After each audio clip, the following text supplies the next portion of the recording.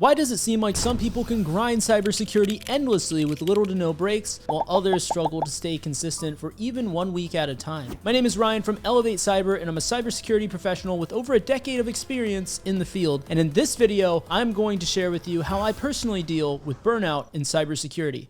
So if I look back on the times in my life when I felt the most burnout in what I was doing, one commonality was there was often a misalignment between what I was currently doing and what I actually wanted to be doing. And a lot of times this misalignment kind of stemmed from fixating on an end result, instead falling in love with the process. So one example that came to mind was when I first tried to lose a bunch of weight, because believe it or not, I used to be a little bit overweight, not super fat or anything like that, but definitely not in the shape that I am now. And every day I would imagine like my end result that I wanted to get to, instead of really just focusing on loving the process and living a healthier lifestyle. I instead fixated and got motivation on the desired end result of losing a bunch of weight, gaining muscle, and things like that. And what I found was that that was only sustainable for so long. Eventually I burned out, as I would describe it, and it made it really hard for me to stick to my fitness and to hit my end results. So maybe you're not struggling with fitness because it's domain dependent, right? But maybe you're struggling with cybersecurity. You're experiencing this in your cybersecurity journey where it's like one sign of this is from day to day you find it difficult to stick to what you're doing, and you find yourself often daydreaming about, the end result if you did learn cybersecurity, or if you did get to your end desired state in cybersecurity and,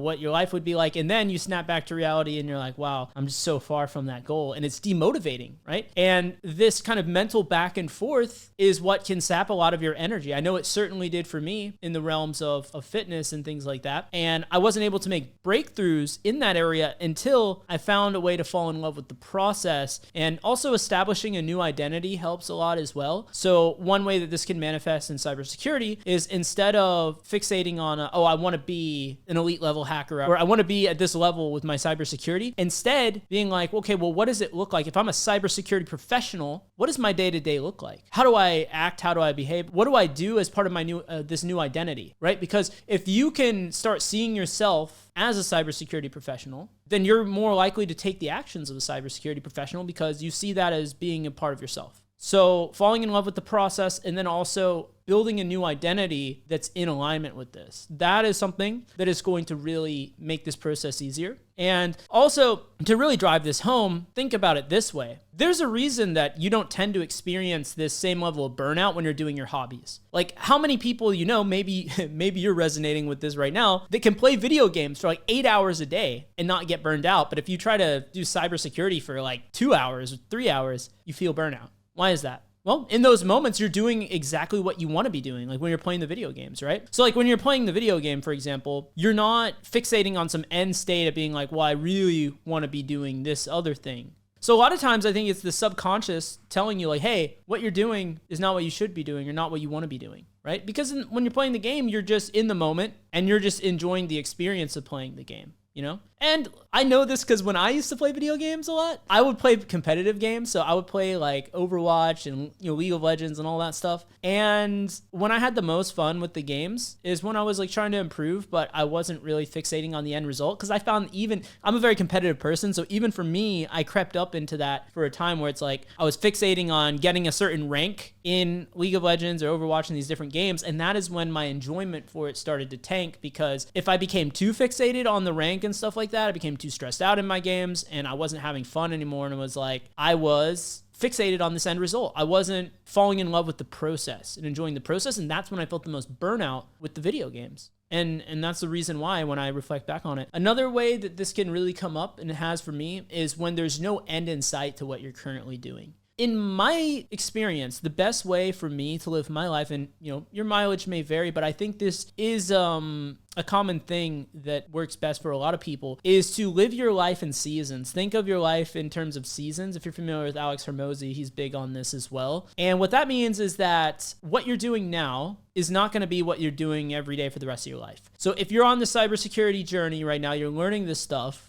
you're always going to be learning. You're always going to be leveling up. Don't get me wrong. But in this beginning phase, you're going to need to put more time and focus into this than perhaps you will need to at some other point down the line. So if you're trying to get in the field, you're job searching, maybe you're just doing the skill building stuff so that you can start job searching effectively, you would benefit a lot from making this a focus for a period of time, for a season of time, and also making it clear and understanding within yourself that, hey, this is just for a season, right? Till I get this job, then I can, branch off a little bit. I'm still going to keep learning. I'm still going to keep growing. But for a season of time, I'm going to put some extra effort and extra focus and time into this, for example. Because that is the best way to, make meaningful progress, get the results as fast as possible, is when you're really hyper-focused on what you're trying to do. I mean, makes perfect sense, right? If that wasn't the case, then why would Olympic athletes be so focused on what they're doing? Why wouldn't they just, train? Why don't you see gold medalists that spring up that just kind of train for it on the side as like a side thing, but they were just working like a 9 to 5 as their main gig? That's never the case, right? They're always like dedicated focus solely on that thing, because the fastest way for us to learn and grow is to really hyper focus on one thing.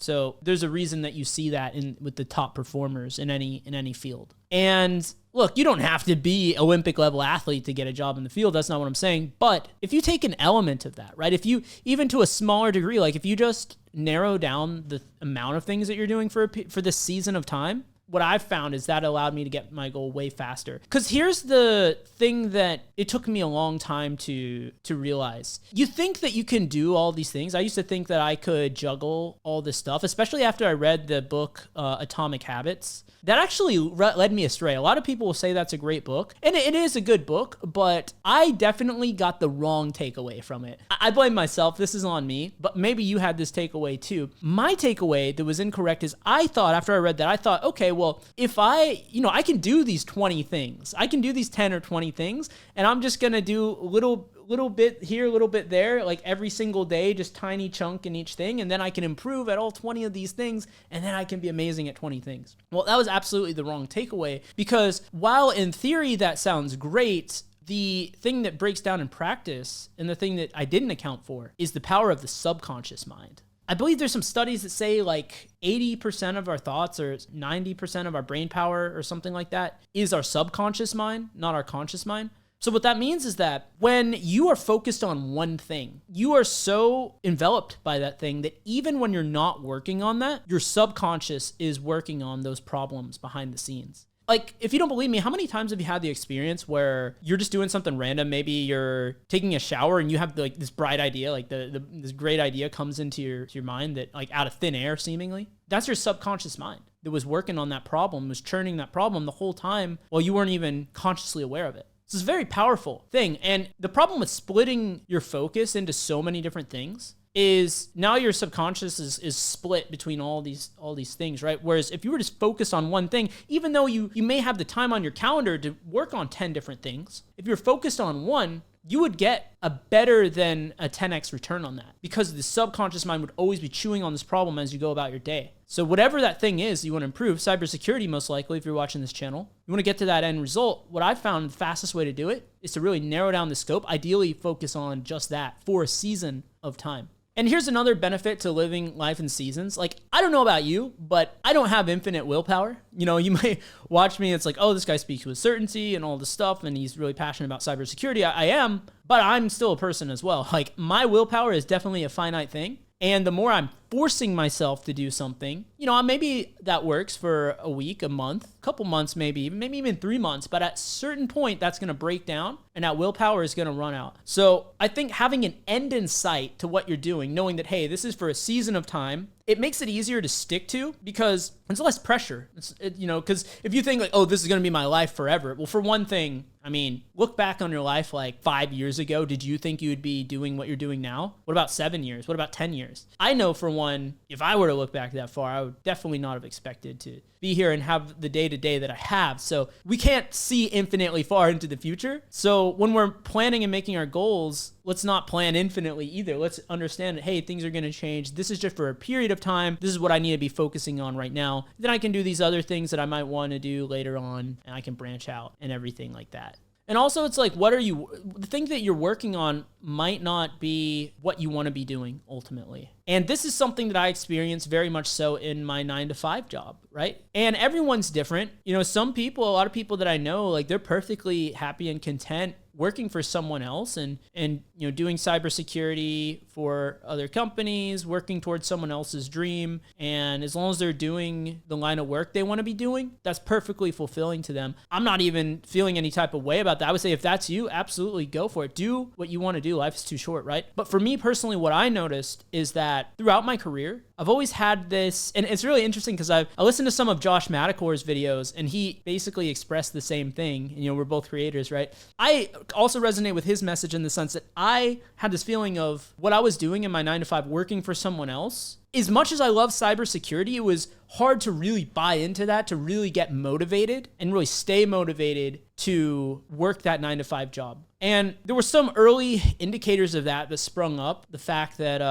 I felt a little bit of burnout in my 9-to-5 job with cybersecurity. But the moment that I was doing cybersecurity for myself, doing it outside of the context of the 9-to-5 that I was working for, all that motivation just came back like instantly. And if you feel that way, then maybe that is a way of your subconscious telling you that, hey, you are not doing the thing that you ultimately want to do. So when I started to realize this is when I created Elevate Cyber, and I looked at ways that I could apply cybersecurity, a skill set that I was and still am very passionate about, channeling that in a way that I could be doing it for myself in a way that I felt passionate about. So if you are in a similar sense, like a similar situation with something, then maybe it's not necessarily the thing that is demotivating or that you're lacking motivation in. It might just be the work circumstance that you have, right? So maybe it's the job. Maybe you just need to work for, if you work for a different company that was doing something more in line with something you resonate with, maybe you would have the motivation then and feel less burnout in that scenario. Or maybe you're like me and you were just meant to do something for yourself,